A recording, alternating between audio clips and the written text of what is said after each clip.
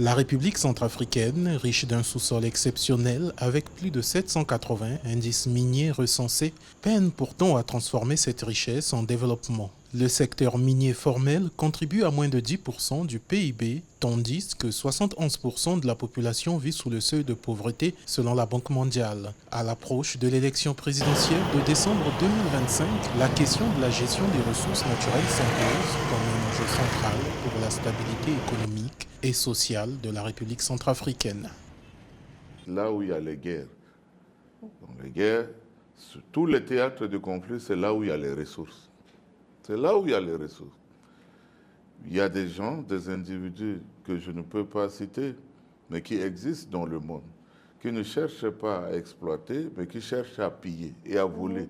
Même en voulant faire, ils financent des rébellions et ils exploitent illicitement des ressources. Ça, c'est la première cause, effectivement.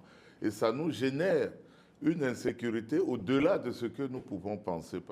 Dans ce contexte, Aristide Briand-Reboas, candidat du Parti chrétien-démocrate, estime que l'exploitation illégale des ressources alimente l'insécurité dans plusieurs régions. Pour lui, la souveraineté économique de la Centrafrique passe par une reprise en main nationale du secteur minier avec une exploitation maîtrisée du sous-sol et une redistribution plus équitable des richesses au profit de l'État et des populations.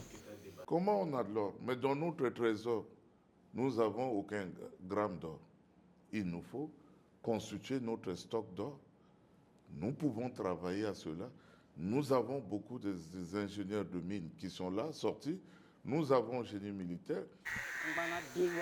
Pour concrétiser cette vision, le candidat propose la création d'entreprises minières nationales, la relance de structures publiques telles que l'ORGEM et le Comigène et la constitution de réserves stratégiques, notamment en or. Âgé de 46 ans, il se présente pour la deuxième fois après la présidentielle de 2020, plaçant ses priorités au cœur d'un scrutin considéré comme déterminant pour l'avenir économique et sécuritaire de la Centrafrique.